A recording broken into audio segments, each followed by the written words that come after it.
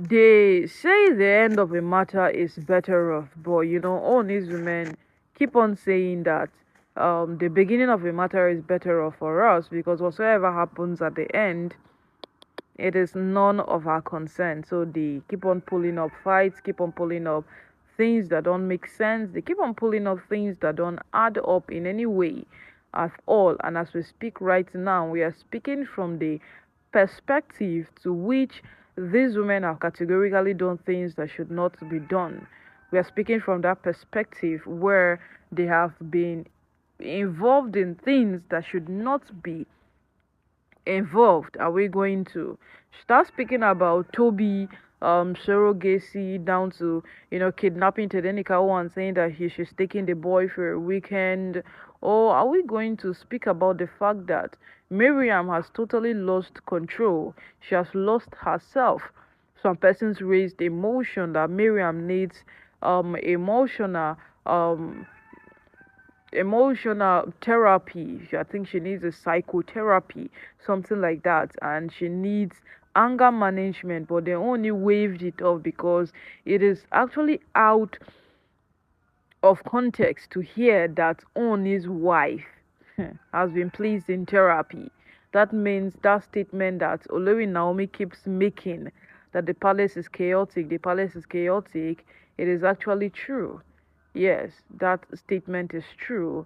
And of course, everybody will begin to be scared of the palace in one way or the other. Yes, everybody would definitely begin to be scared of the palace in one way or the other, and nobody likes that. So right now, no, my people, a lot has happened over time, and we all know very well that Oni got married to women whom, no matter what happens, no matter what happens, they don't care. No matter how bad things go, these women don't care what they don't even care. No matter how you think these things unfold day after day, it is none of their concern. All their concern is about is the fact that when we wake up tomorrow, we know exactly what we are going to do again that will cause chaos in the palace. When we wake up next tomorrow, we know exactly what we are going to do that will bring a high tension in the palace. And when we wake up the next day, we know what we are going to do. So they just stay on an issue for a few days and then they move to the next because they feel this is exactly what they are going to do and this is how they are going to do it. That is on his wives for you. And gradually this things keeps moving on day after day simply because they feel this is what they can do and they are capable of doing it. And right now it be like say cup no fit hold water because kasala don burst.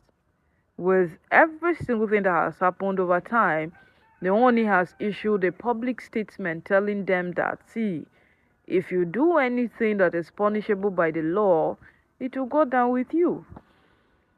Yes, it will, because people like Pastor Jerry Eze, people who are so involving, have come out to tell these women that, see, these things you people do, they are punishable by the law.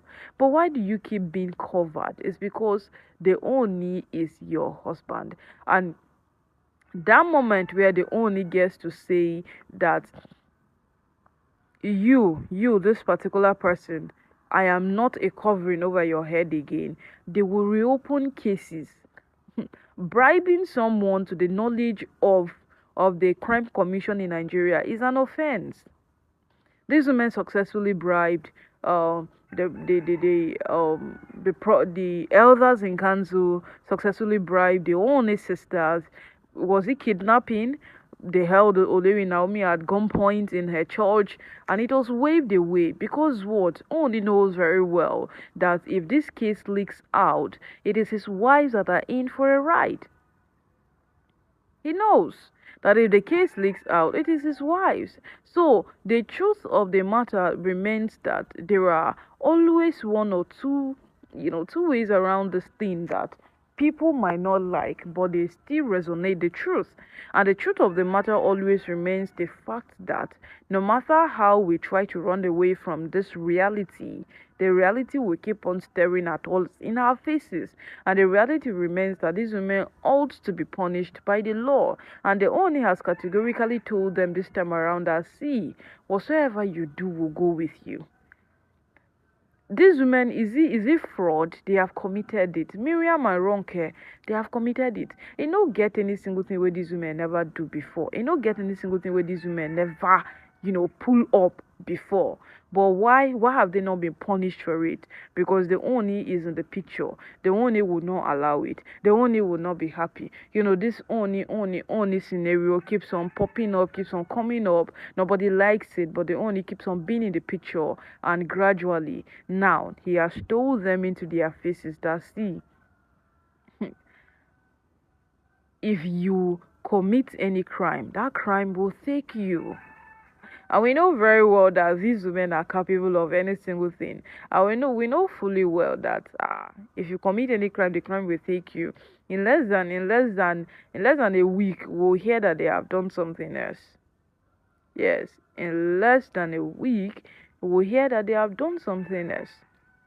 And they would do it. They will do it. They don't care. They don't just care.